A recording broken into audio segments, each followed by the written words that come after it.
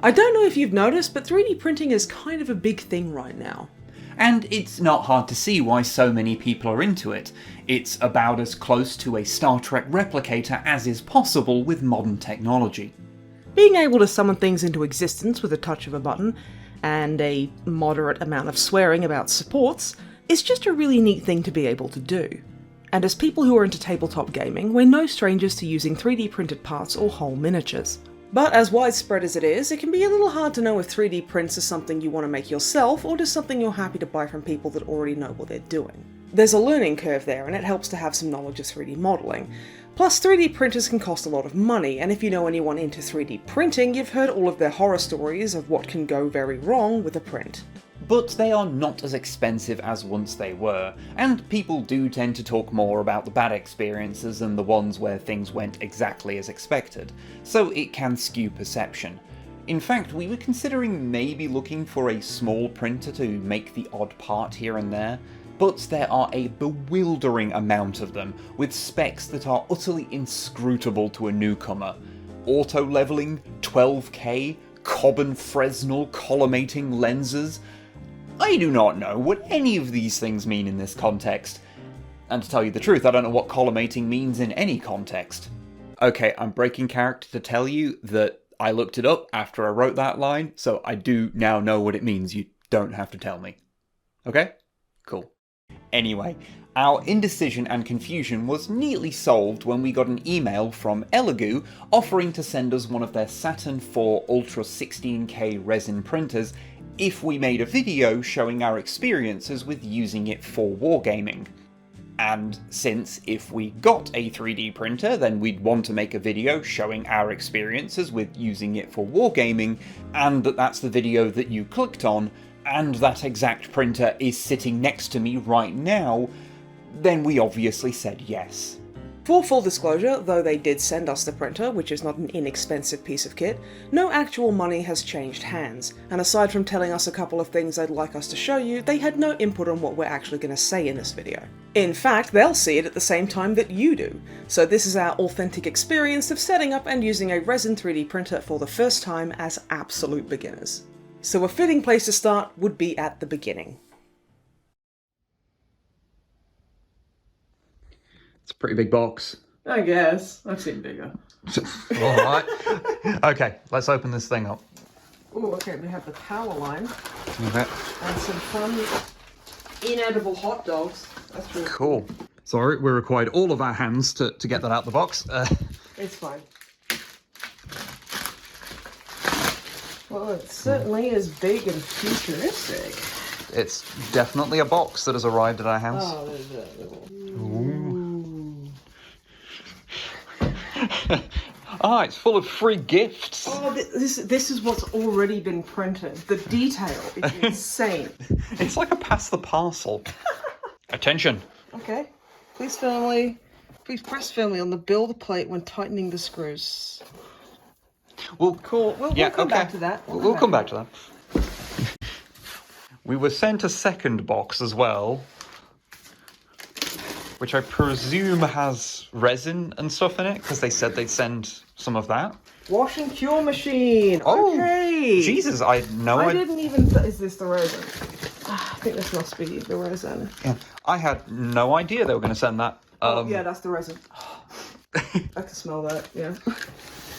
Yep, that's definitely resin. The resin. Yeah, let's put down that. Just in case, we recommend keeping the box and what? Okay. We don't get to know. We don't get to know. What these things are is for like properly cleaning off any excess resin and making sure it's all properly cured. Yeah. Okay, I didn't even think. Yeah, I knew that. This is where all like the curing lamps and stuff. Okay. Yeah. And you've got like a deep fat fryer basket so you can have chips while you get bored. Yeah. Waiting for it to print. I'll give them this. They managed to really condense a lot into a very small little area. Okay, so that is a lot of stuff, and don't really know how any of this goes together. So let's get learned, and I guess we'll be right back. Yeah. I will be honest, this was all pretty intimidating. There's just a lot to take in here, but what assembly was required was simple enough at least. Just a few things needed screwing in. Plus, it did have a lot of protective sheets to peel off, which is always the best part of opening a new tech product. Oh, that was good. That was a good one. That was a good one. A 3D printer.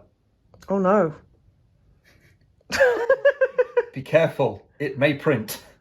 Oh, I hope it does. That'd be cool. So, now we have a 3D printer, and these other things we weren't expecting. We'll deal with those later.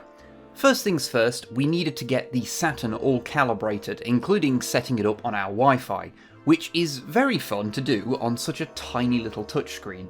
But it's all pretty self-explanatory. It also has a little camera in it, so you can check the progress of your prints whilst in another room. Technically speaking, it's referred to as an AI camera, which is one of those terms that makes you stare at it for a while and wonder if you need to hit it with a hammer. Or at least leave the lens cap on. We didn't use its AI stuff, but it's supposed to be able to use machine learning to tell when a print has failed. So it appears it's not fueled by plagiarism shrimp Jesus tells you to eat rocks AI, and more 3 years ago we'd have just called it an algorithm AI. Isn't marketing fun? I suppose the next thing to do is a test print. Now the packed-in thing to test with is this fancy rook piece, so we figured we might as well use that. Although one thing we do know about resin printers is how long they take is governed by how many layers it needs to print. Or, to put it another way, the taller a thing is, the longer it'll take. So we did half the size of the rook so it wouldn't take all night. Which is probably fine. It'll be a good test of how the detail on this machine is, I guess. Now comes the fun and bad smelling part, the resin. So you need to pour basically a whole bottle in there to meet the minimum level. Although you won't waste the excess, it just goes back in the bottle later. Also, you need to make sure the area is as ventilated as possible. The resin is nasty stuff that's really not good for you, and it's the kind of thing that fills up a house with fumes if you're not careful.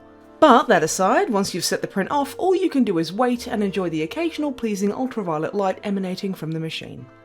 And yeah, if you've got no experience with these things, just know, they take a while. Unless you're doing something very, very short, you're looking at a time frame of hours even for just 28mm scale miniatures.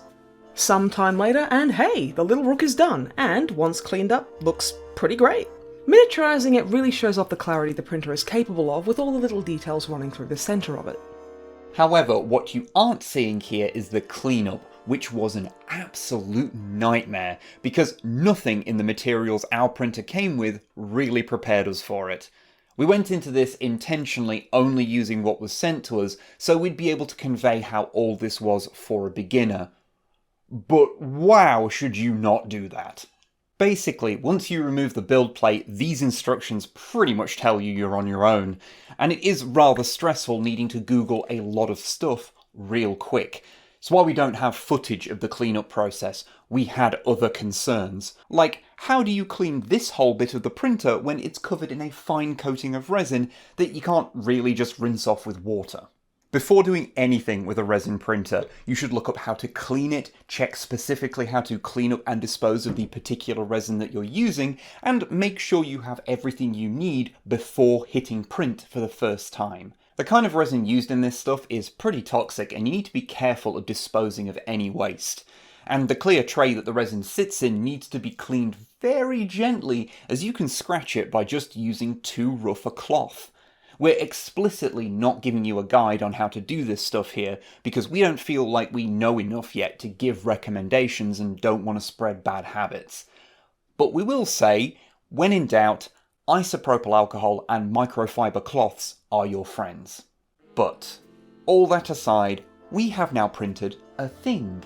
And now that we're more properly prepared for what we're getting ourselves in for, we can print some stuff that, we actually want.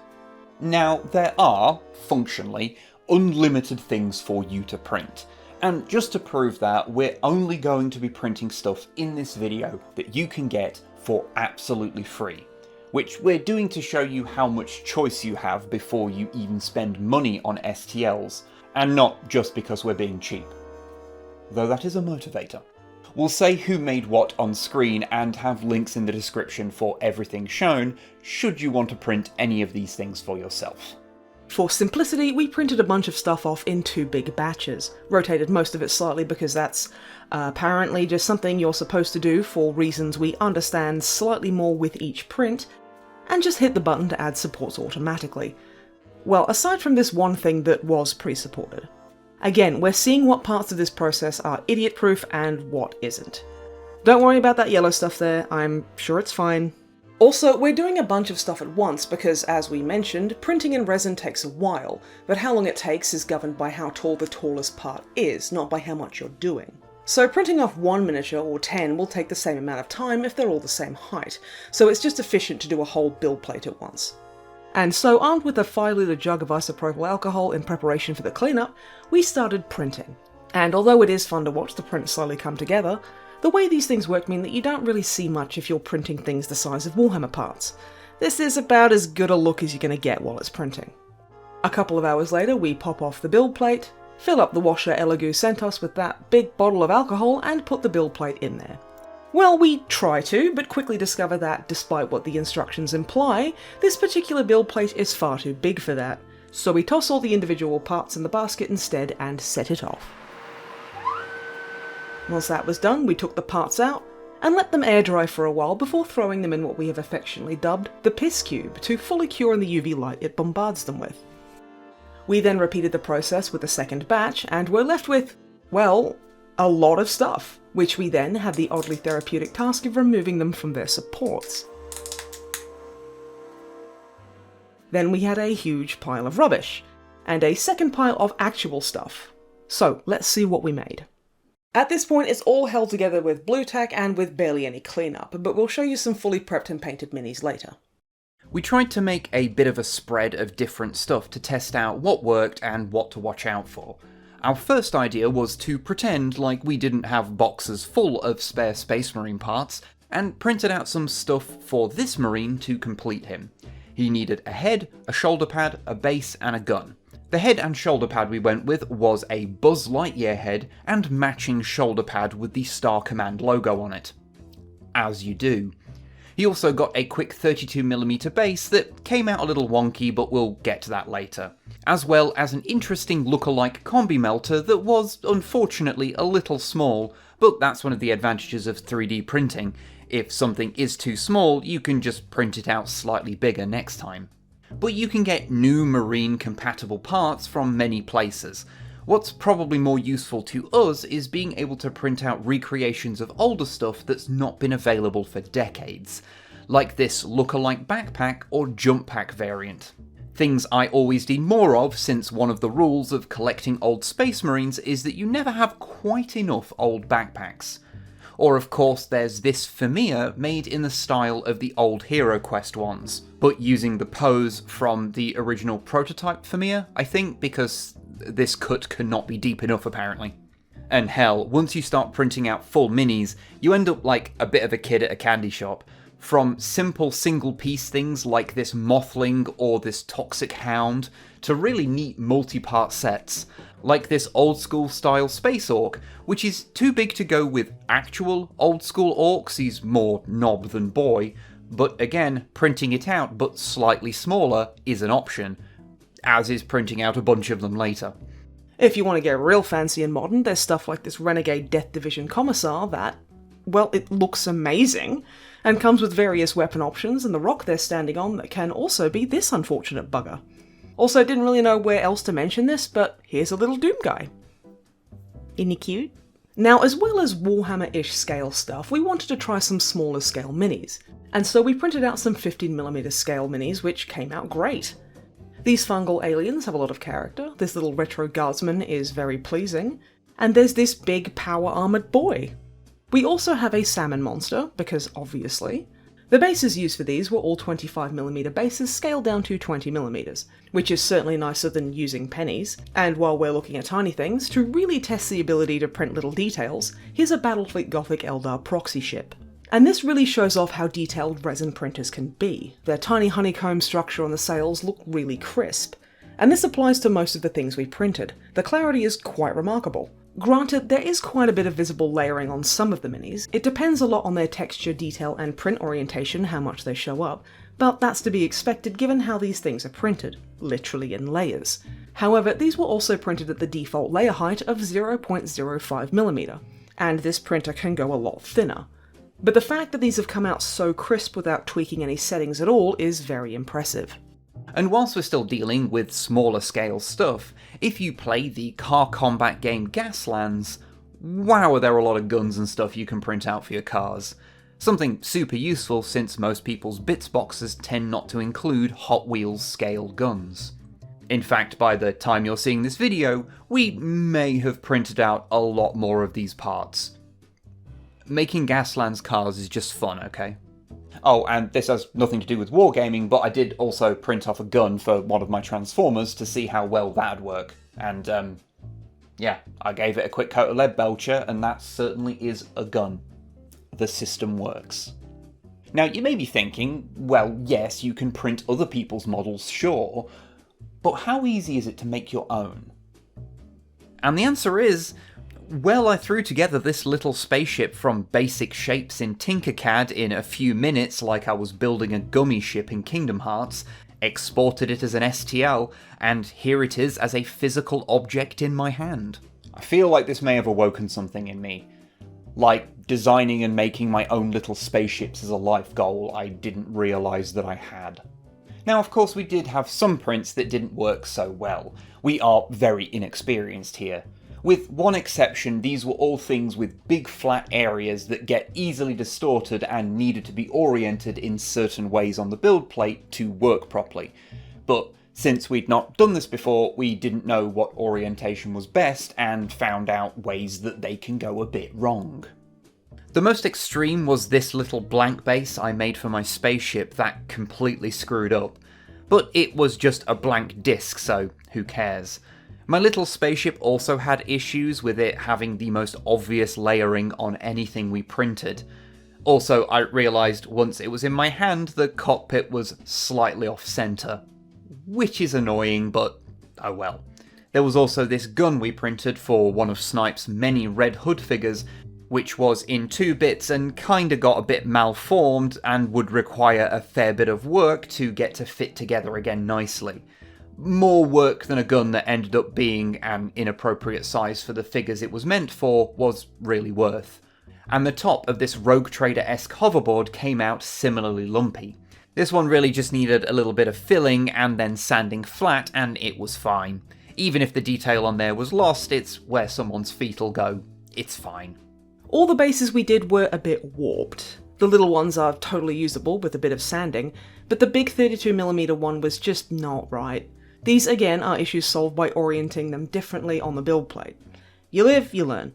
The one problem that wasn't a big flat area related issue was the Famir's axe, one bit of which didn't form right, which I suspect is because it wasn't supported well enough. But considering that we use the default automatic support generation, I think we've done pretty well. Or more accurately, I think the algorithm that made the supports for us did pretty well. And to be honest, most of these issues were fixable in one way or another. Webfix's casting issues and 1980s metal miniatures for fun, after all. So just needing to file things down that were supposed to be flat that aren't, or rebuilding a bit of an axe head with Milliput is just a regular Tuesday for him. And even the aggressive layering on some of the minis can be mitigated with something like liquid green stuff. He even managed to salvage the dodgy base for his spaceship, and even its wonkiness is harder to see now that it's got paint on it. And yeah, although we've only painted a few bits so far, it's been pretty fun. Especially since I really like painting 15mm minis, and these have a clarity you don't often get on minis that small. I'm particularly enamoured with the Fishman for some reason. And I suppose because of the smallness of the details, they hide the layering more than the larger minis tend to. Or something. It feels counterintuitive, but hey, I'd be lying if I said I fully understand anything we've done here today. Did do a couple of bigger minis too, and by bigger I mean regular Warhammer-sized ones, although in doing so I realised that what I was mostly doing was just finding out how many different ways I can paint a green skin tone. I want to be clear, I didn't do this on purpose, it just kinda happened. One thing we didn't appreciate going into this is how it gives you chances to paint stuff you normally wouldn't. The fact that you might as well fill up a blank area on your build plate with something, and that it'll only cost pennies worth of resin, means that you've got little to lose by throwing a little something extra on there. That's how I ended up with the fish that I really enjoyed painting. It's not something I would have bought if I'd seen on a shelf, but turns out it was a lot of fun, and I love this little thing now. Although, one thing we do want to mention is that for all of our resizing of parts, there are limits. Certain levels of detail come out best at certain sizes, and if you take something big and make it small, you run the risk of parts of it being so thin that the brittle resin snaps easily, like our poor mothling here, whose antenna flew away into the ether when he was accidentally dropped whilst prepping him for painting. But hey, we can just print out like 20 more of them if we want, so, you know, it's no biggie. Although, if you haven't had much experience with this stuff, the brittleness of the standard type of resin should be noted. The Famia's entire axe snapped off when I accidentally dropped him during painting. It's something to be mindful of. So, now we've printed the minis for this video, do we want to carry on using the printer? All in all, yeah, we're pretty excited to discover what else we can print. We didn't get super small or super big with the miniatures we printed here, so there's massive swathes of things we haven't experienced yet. Although since starting production on this video, we may have dabbled in some larger stuff. And we've barely touched upon how we can use it in our other hobbies. This is the sort of thing where no video could adequately cover absolutely everything, so we're just going to leave off here with where our first impressions end. So I suppose the question now is resin 3D printing for everyone? God no! Though cheaper than it used to be, it's still expensive to set up, requires a lot of time and research, it's a pain to clean, uses toxic chemicals, and you are left with waste that you need to be mindful of how you dispose of. And some people are just simply not going to have a safe ventilated spot for one where they live. If you just occasionally want to print out a different head or two for a guardsman squad or whatever, something like this is massively overkill. The faff, the price, and the space it takes up will not be worth it for you. But if you can deal with the initial outlay of money, have the time and patience to learn what you need to do to safely use one and clean up after it, and you have enough things that you need to print out, a resin 3D printer does kind of feel like magic. Taking some goo and turning it into high detail miniatures for pennies. And from what we can understand, you can mitigate some of the cleanup and toxic fumes issues with other kinds of resin that, well, they aren't not toxic, but they can certainly be less toxic. Our plan to blindly wander through using this printer did prove that, in a lot of ways, even someone not really knowing what they're doing can still get some lovely results, and even a little research can improve those results massively. However, it also proved that you do need to be prepared in ways the instructions may not prepare you for. Fortunately, there's lots of information out there on the internet. People with 3D printers love talking about 3D printers. The information you need is out there. The Saturn IV did its job wonderfully, and the Mercury XS washing and curing station really made the cleanup process as painless as possible, aside from the whole build plate not fitting issue. Something we were quite grateful for, as we have handled a fair few insufficiently cured and washed 3D prints in our time, and they are not pleasant. Also, this may be just an us thing, but the fact that the resin printing does have this whole ritual around it where things need to be fastidiously cleaned does make us feel less likely to just print out endless tat for the sake of it, a trap some people using 3D printers very definitely fall into. I might throw the odd random mini on the plate to fill up space as mentioned earlier, sure, but if I'm going to go through all of this nonsense, it's going to be for stuff that I do actually plan on doing something with, you know? So thank you to Elegoo for sending us the printer. You'll probably see it show up here and there on the channel from here on out because, you know, the Magic Box makes miniatures and we talk about miniature wargames a lot. But for right now, I'm off to learn how to use some 3D modelling software to make more tiny spaceships. Maybe I'll even print off a Blender tutorial donut. So this video was a bit of a different one for us, but we hope you enjoyed it regardless. If you did, how about letting us know with likes, comments, or even if you saunter over to patreon.com/snipeandwib with money. We're still learning how to properly do everything with this printer, and we're learning more and more with every print, but we hope that this was maybe helpful for people curious about the realities of learning how to use one. And doing so without hyping up your expectations too much, because that's kind of easy to do when you've got a machine that can literally just print miniatures for you. Anyway, you all take care of yourselves and of each other. Toodles!